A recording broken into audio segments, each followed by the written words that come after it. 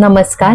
आज आपण बघूयात ड्रायफ्रुट्सचे पौष्टिक लाडू, तेही गूळ किंवा साखर न वापरता आज आपण बनवणार आहोत. यासाठी घेतलेलं आहे सुकं खोबरं. सुकं खोबरं 500 ग्राम आहे साधारण आणि व्यवस्थित किसून बारीक गॅसवर ते छान भाजून घेऊयात.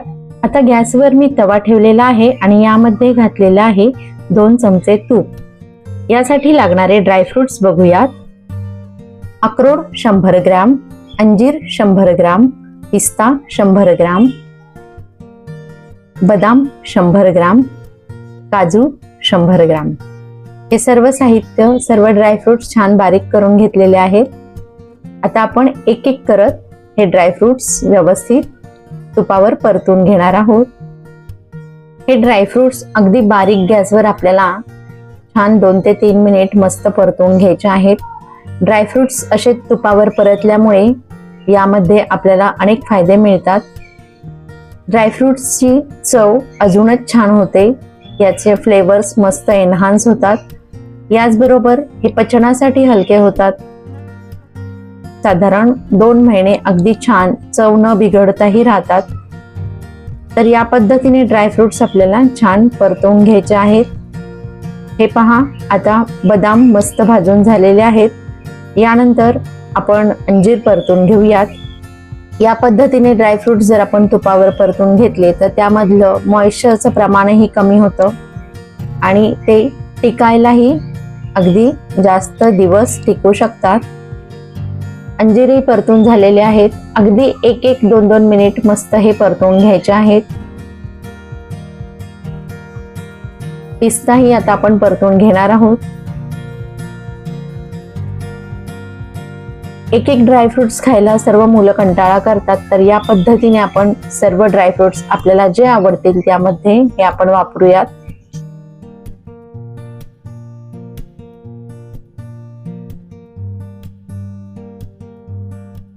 हे पहा, आता काजू आणि बदाम दोन्ही परतून झालेले आहेत.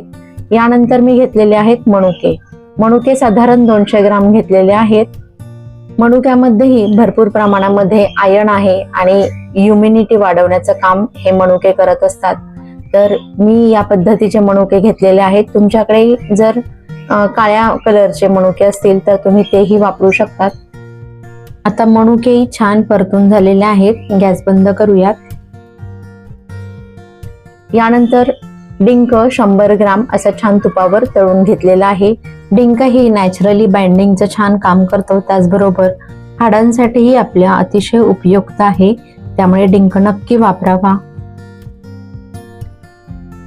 1 किलो खजूर मधील बिया काढून घेतलेल्या आहेत आणि आता आपण 2 ते 3 मिनिट हे खजूर तुपावर छान गरम करून घेणार आहोत. याच्यामुळे खजूर छान सॉफ्ट होतात आणि खजूर बारीक करायला आपल्याला अगदी सोपे होते. तर या पद्धतीने 2 बॅच मध्ये मी खजूर थोडे करून तुपावर परतून घेतलेले आहेत. खजूर मध्येही भरपूर अँटीऑक्सिडंट्स आहेत आणि याचमुळे आपण कमीत कमी तुपामध्ये हे लाडू बनवू शकतो. तूप कमी वापरायचं असेल तर आपण खजूरचं प्रमाण थोडंसं जास्त ठेवायचं आहे. याऐवजी तुम्ही काळे खजूर देखील वापरू शकतात. काळे खजूर देखील अतिशय सॉफ्ट असतात, त्यामुळे हे लाडू अतिशय पौष्टिक तर होतातच, त्याचबरोबर हे दिसायलाही सुंदर आणि चवीलाही अप्रतिम लागतात.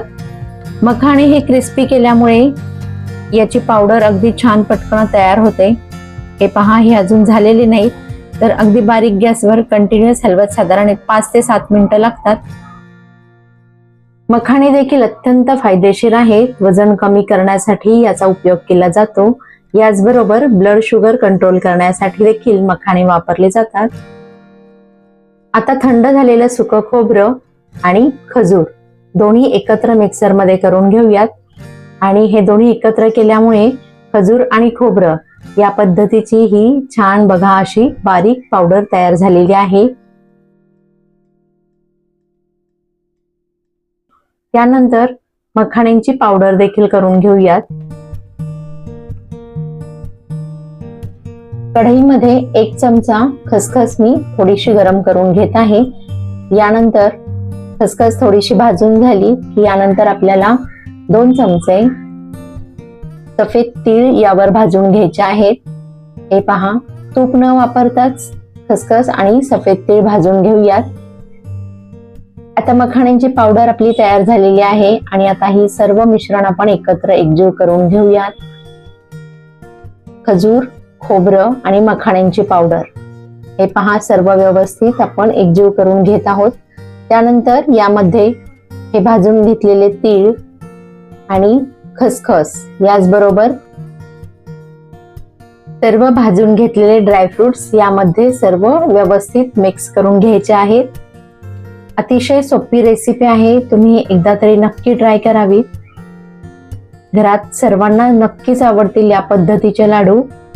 आता डिंक मी थोडासा जाडसरच वापरणार आहे। हे पहा, या पद्धतीने किंवा अगदी हाताने चुरून घातला तरीही चालतो। डिंक आपण सर्वच घालून घेतलेला आहे आणि त्यानंतर खसखस आणि वेलची पूड यामध्ये घालून घ्यायचे आहे। सर्व व्यवस्थित मिक्स करून झालेला आहे आणि आता आपण हे लाडू बांधू शकतो का हे एकदा बघायचं आहे। हे पहा, हे मिश्रण जर थोडं सुकं झालं असेल तर यामध्ये आपण 1 ते 2 चमचे तूप गरम करून घालायचे आहे। या पद्धतीने अगदी सहज हे लाडू वळले जातात। तर ड्रायफ्रुट्सच्या या पौष्टिक लाडूंमधून आपल्या शरीराला प्रथिने, जीवनसत्वे, कॅल्शियम, पोटॅशियम, फायबर आणि वेगवेगळ्या प्रकारची खनिजे मिळतात। तर या पद्धतीचे लाडू घरात सर्वांसाठीच नक्की बनवावेत। हे पहा, अगदी झटपट लाडू तयार होत आहेत। आज आपण घेतलेल्या मिश्रणापासून साधारण 100 लाडू तयार होतील। तुम्हाला आजची ही रेसिपी कशी वाटली हे सांगायला विसरू नका आणि या पद्धतीने तुम्ही देखील लाडू नक्की बनवा। लाडू बनवून झाल्यानंतर लाडू कसे झाले याबद्दलच्या कमेंट्सही सांगायला विसरू नका आणि तुम्ही जर चॅनलसाठी नवीन असाल तर चॅनलला नक्की लाईक करा। व्हिडिओ आवडलास तर व्हिडिओला शेअर करा आणि चॅनलला सबस्क्राईब नक्की करा। थँक्यू। भेटूयात परत अशा छान छान रेसिपींसोबत।